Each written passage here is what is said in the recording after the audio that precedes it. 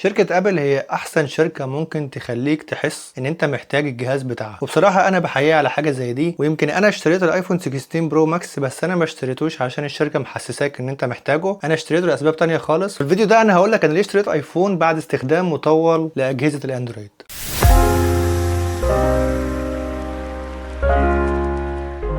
ايه الاخبار؟ كله تمام؟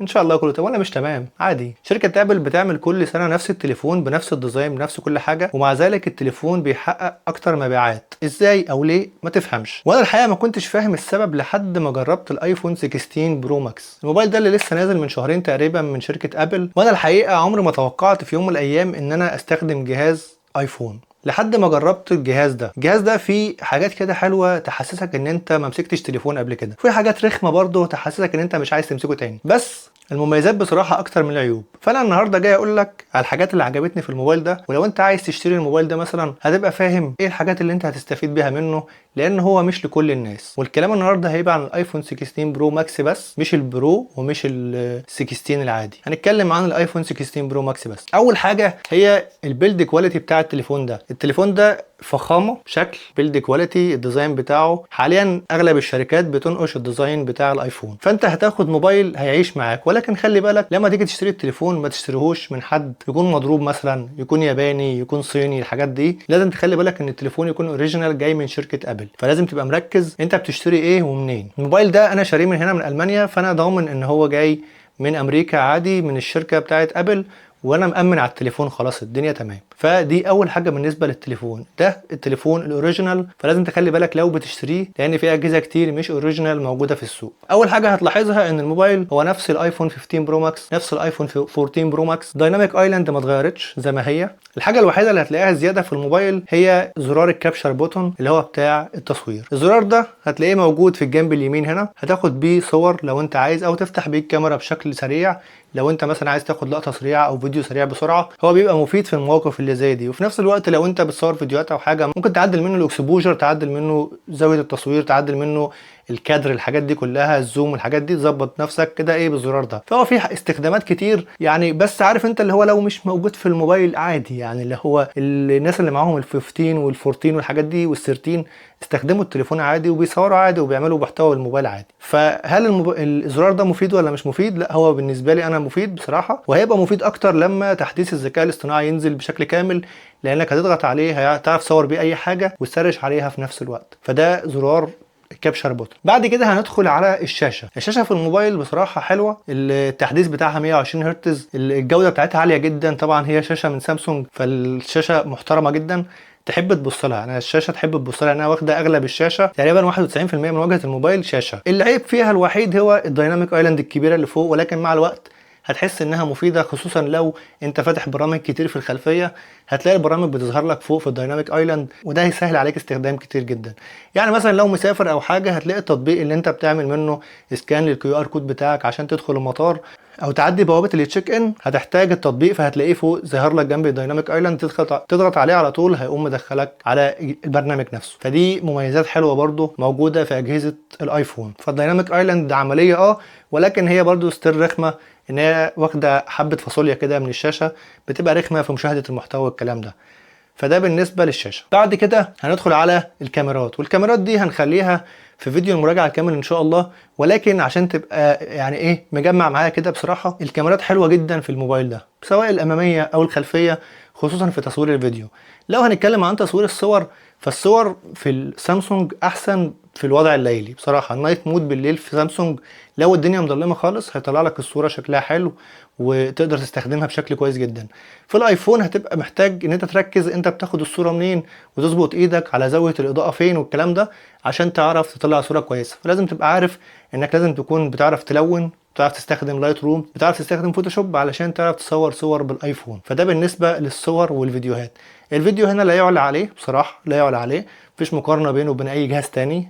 انا جربت اجهزه كتير ما شفتش جوده فيديو ممكن تنافس كاميرا احترافيه زي الايفون. الموبايل ده بيصور بروريس، ودي وضعيه اللوج في الكاميرات الاحترافيه 10 بت. 10 بت يعني انت ممكن تصور لوج 3. لوج 3 الكاميرا اللي انا بصور بيها حاليا اخرها لوج 2 8 بت، دي الايفون بيصور 10 بت.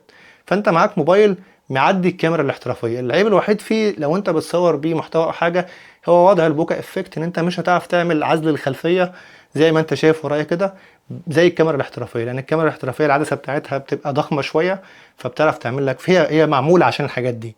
لكن الموبايل هتعرف تصور بيه فيديوهات حلوه جدا، ولكن هتستغنى عن البوكا افكت، تمام، اللي هو وضع العزل في الخلفيه. لو استخدمت وضع السينماتيك مود في الموبايل هتلاقي يعني مش احسن عزل، مش عمره ما هيتقارن بالكاميرات الاحترافيه. فده بالنسبه لتصوير الفيديو. الموبايل احترافي جدا، تقدر تصور بيه فيديوهات بجوده عاليه جدا، ولكن خلي بالك ان انت مش هتاخد عزل في الموبايل زي الكاميرات الاحترافيه. فده بالنسبه للكاميرات، وهنخليها لجزئيه المراجعه الكامله ان شاء الله، واوريكم جوده الموبايل في التصوير وفي كل حاجه يوم المراجعه الكامله ان شاء الله. نيجي بعد كده لاكتر حاجه عجبتني في التليفون تقريبا، وهي البطاريه. انا مستغرب ان في جهاز ايفون من شركه ابل بيقعد وقت كتير في البطاريه.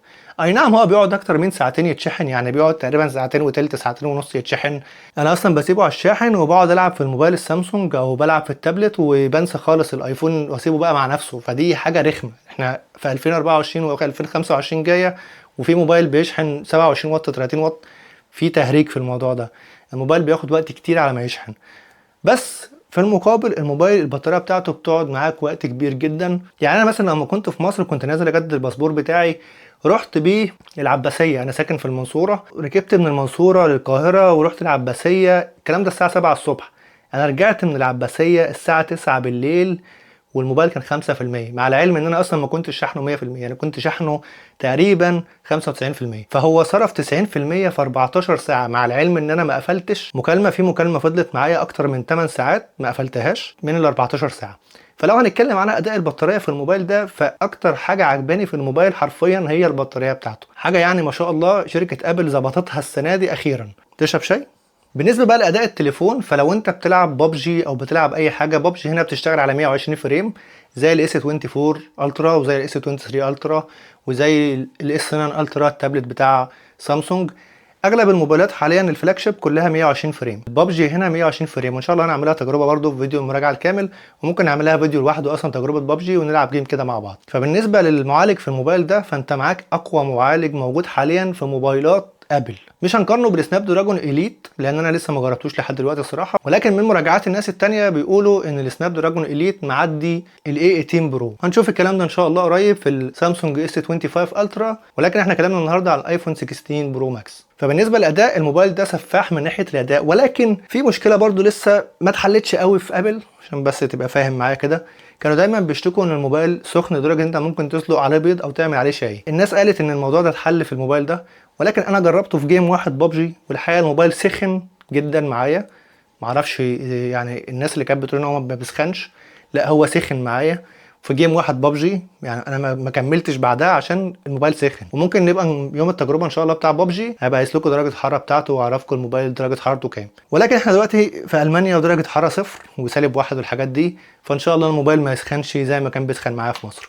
ما سخنش معايا في مصر غير في تجربه ببجي، ففي الطبيعي ما سخنش، يعني في استخدام اليومي العادي مكالمات ونت وتصوير وكده ما سخنش، للامانه ما سخنش، لكن في ببجي سخن. اول ما فتحت جيم ببجي سخن. نيجي بقى ايه اللي خلاني اجيب الموبايل ده. انا دلوقتي بعمل محتوى على يوتيوب، فمحتاج ان انا لما احب اربط جهاز بالموبايل اعرف. الكاميرا اللي معايا دي من يوم ما اشتريتها وانا بحاول اربطها بالاس 23 الترا، جهاز اندرويد محترم فلاج شيب من سامسونج، ولكن البرنامج بتاعه مش مستقر ومش راضي يربط على الكاميرا. جبت كاميرا تانية كانت اللي هي الجو برو، جيت اربطها على الموبايل برضو البرنامج بتاعها مش مستقر على الاندرويد، وده بسبب ان الاجهزه لما بتنزل بتبقى عارفه انها هتعمل فيرجن من البرنامج بتاعها لابل، فهو برنامج واحد شكرا نزل على الاب ستور خلاص كده. في المقابل النسخه اللي هتنزل الاندرويد كل شركه بتاخد النسخه بتاعتها تظبطها على الموبايل بتاعها وتنزله لك على الاب ستور بتاعها او البلاي ستور.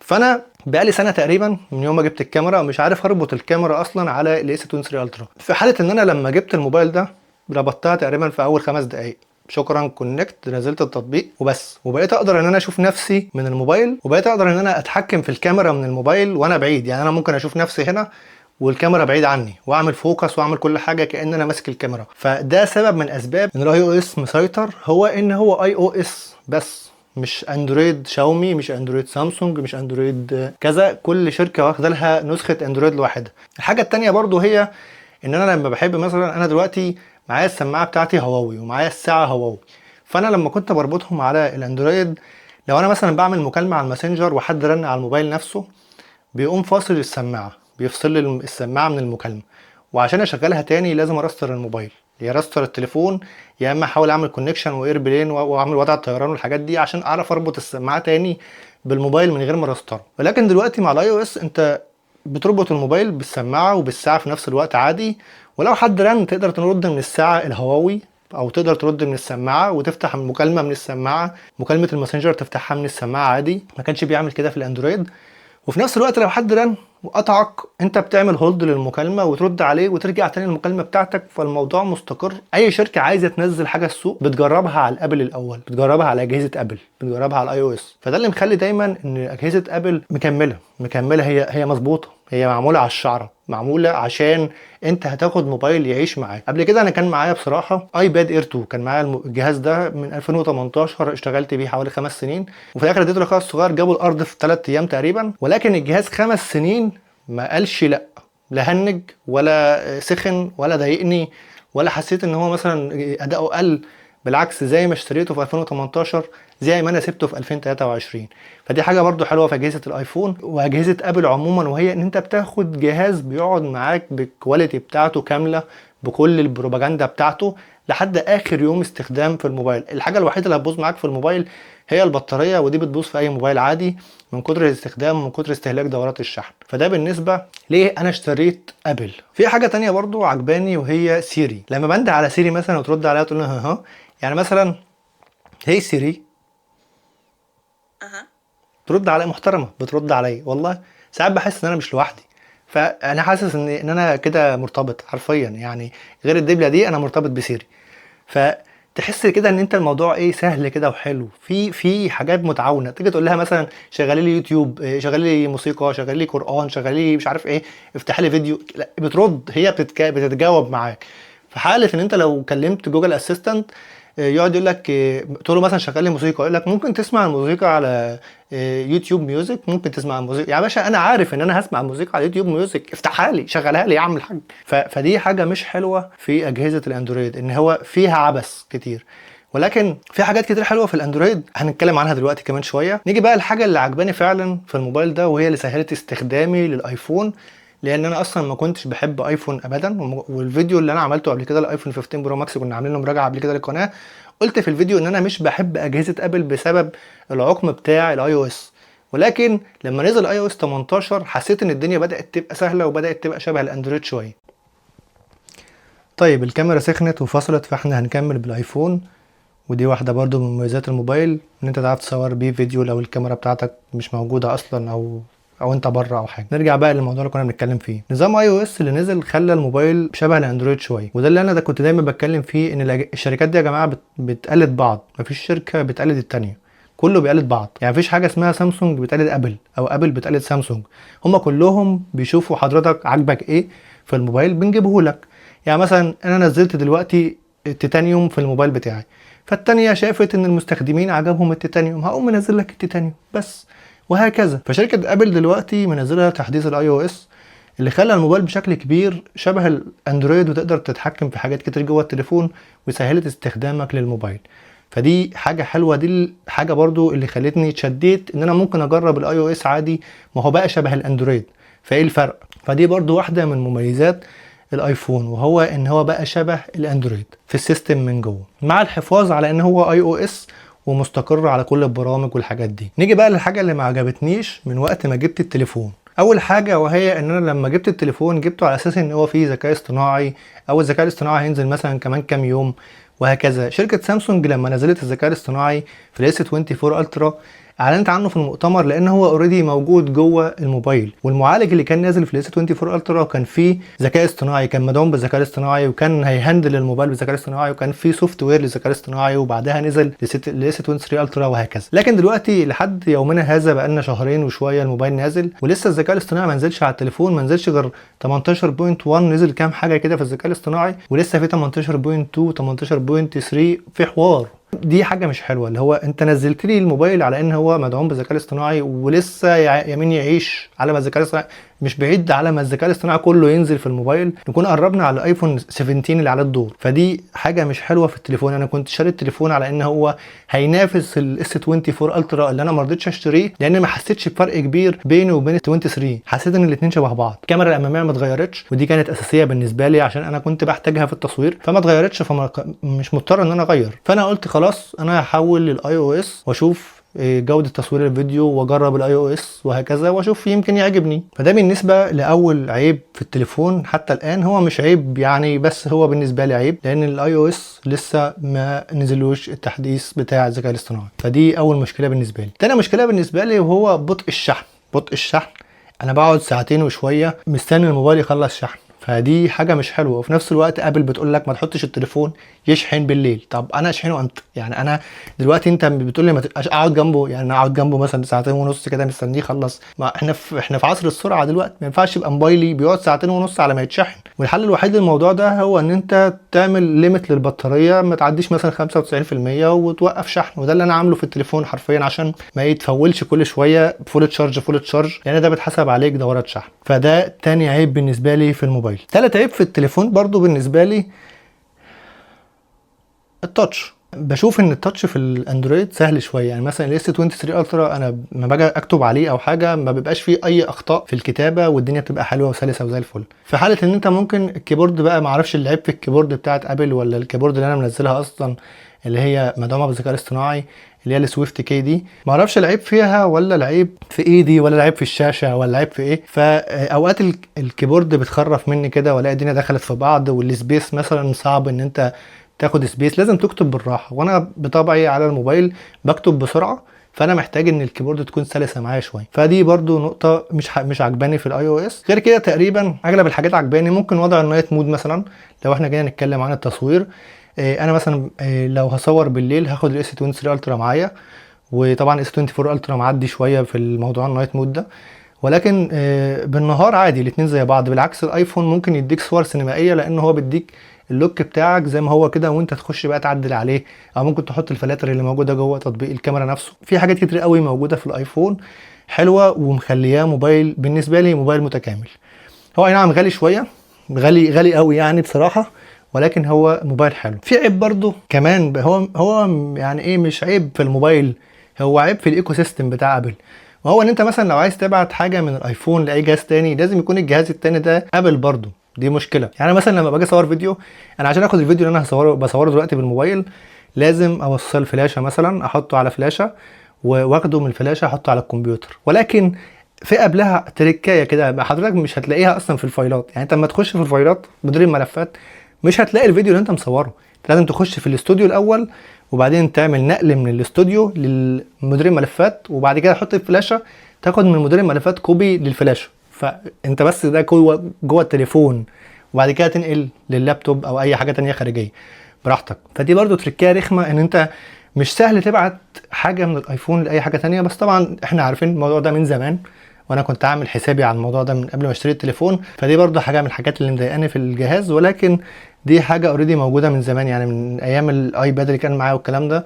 انا متعود ان ممنوع او صعب ان انت تبعت حاجه لحد عموما في المطلق، فمش هنتكلم عن الموضوع ده، يعني عدوا. ده بالنسبه للعيوب اللي انا شايفها في التليفون لحد دلوقتي. بقى لنا شهرين تقريبا بستخدمه بشكل يومي، وبقى هو تليفوني الاساسي. والاس 23 الترا انا مش هستغنى عن اجهزه الاندرويد عشان بس نبقى عارفين. انا بالنسبه لي هيبقى بعد كده جهاز الاساسي اي او اس وجنب منه اندرويد، الاثنين مع بعض. ما ينفعش استخدم واحد واسيب الثاني، لان انا يعني مرات بتتفقع بسرعه، فانا مش هينفع استخدم جهاز وارمي الثاني. انا بحب الاندرويد بس محتاج الاي او اس عشان استقراريه النظام والتطبيقات والبرامج والحاجات دي. بصراحه دي مسهله حاجات كتير قوي يعني. فانا مش عايز اقول لك كفايه حوار ان انت عايز تعمل حاجه دي بالفيس اي دي. شكرا. انا هديك مثال بسيط خالص. بص يا صاحبي، بقالي سنه تقريبا بحاول اشحن ببجي بقالي سنه مش عارف. كل ما اجي اشحن بالاس 23 الترا او التابلت السامسونج يقول لي اعمل كونفirmation، اعمل كونفirmation، يقول لي اعمل كونفirmation، يقعد كونفirmation بقالي سنه. انا بعمل كونفirmation بقالي سنه. المهم الموضوع مش ظابط خالص. انا بقى جبت الايفون، قمت رابط الفيزا بيه شكرا، وبعدها قمت داخل على ببجي، عملت شحن، قال لي افتح الفيس اي دي، خد وشي شكرا تم الشحن. الكلام ده ما خدش 5 دقايق. في حاله ان انا بقالي سنه يا راجل يا ظالم مش عارف اربط بابجي بالحساب البنكي على الاندرويد. في مش عارف، انا مش عارف اقول لك ايه والله العظيم، مش عارف اقول لك ايه. المشكله الثانيه وهي ربط الكاميرات دي. انا قلت لكم عليها من شويه ان انت مش هتعرف تربط كاميرا مثلا لو عايز تجيب كاميرا من بره او الحاجات دي. ف خلاص كده بقى كفايه بصراحه، الفيديو شكله طول فكفايه كده. فبص انا هجيب لك الخلاصه من الاخر.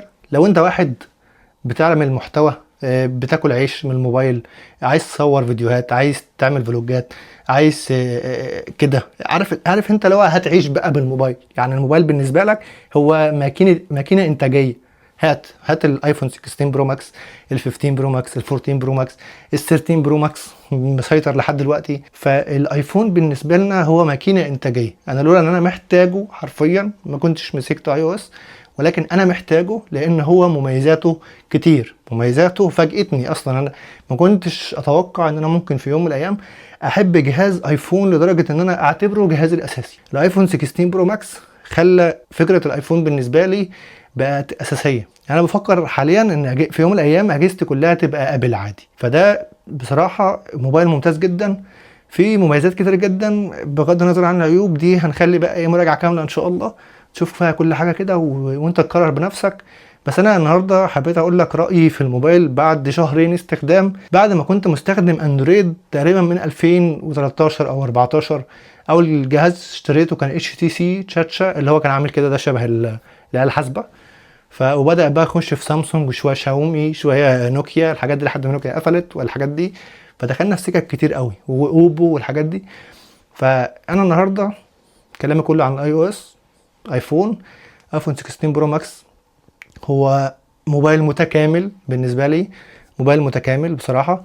الكابشر بوتون اللي متضافه ديت مفيده وحلوه وعمليه، تعمل بقى زوم ان زوم اوت، تظبط الاكسبوجر، توطي الاضاءه، تعلي كده، يعني شقلباظات كده مش هيعرف يستخدمها غير اللي بيحب التصوير او اللي هيصور كتير بالموبايل، ساعتها هيحتاج الزرار ده. غير كده هو انا اصلا اوقات بنسى ان هو في التليفون، يعني أنا اوقات بنسى ان هو موجود في التليفون، لكن لما بفتكر ان هو موجود في التليفون بستخدمه لانه بيسهل الوصول للكاميرا. بقيت بستخدمه لما افتكر ان انا موبايلي اصلا فيه الزرار ده. طب انا ليه بقعد اخش ادور على الكاميرا ما هو موجود بره؟ فهو اضافه حلوه. ولكن انا يعني توقعي انا يعني كمحمد، يعني الزرار ده مش هيطول معانا، احتمال ينزل في الفيرجن الجاي واحتمال اللي بعده وبعدها يتشال تاني من شركه ابل. يعني ممكن الايفون مثلا 18 او 19 يتشال منه الزرار ده. الله اعلم هيعملوا ايه، ممكن يعملوا جريب مثلا زي بتاع شاومي او حاجه. ولكن شركه ابل دايما بتفاجئنا بصراحه وبتعمل حاجات مختلفه عن اي شركه تانية، فدي حاجه حلوه. بس ده توقع يعني من عندي كده، ايه يعني ده جدعانه من عندي كده. بس كده يا عم، ده كل حاجه كانت معانا في فيديو النهارده. خلصنا بقى كلام وقلت لك كل حاجه ممكن تكون محتاجها في التليفون. الفيديو اللي انت شايفه دلوقتي ده متصور بالايفون 16 برو ماكس لان الكاميرا فصلت، فاحنا قلنا نكمل بالايفون. بكده نكون وصلنا لنهايه الفيديو. اتمنى يكون عجبكم ان شاء الله او ما تكونوش زهقتم. انا ممكن اكون انا زهقت اصلا من الوقفه اللي انا واقفها دي، بس انا قلت اقول لكم رايي في شهرين استخدام للموبايل. واتمنى يكون الفيديو حلو، وما تنساش تعمل لايك وتشترك في القناه وتفعل زرار الجرس وتستناني الفيديو الجاي وتكتب لي كومنت حلو بقى، ما تنساش بقى، ما تبقاش رخم. سلام.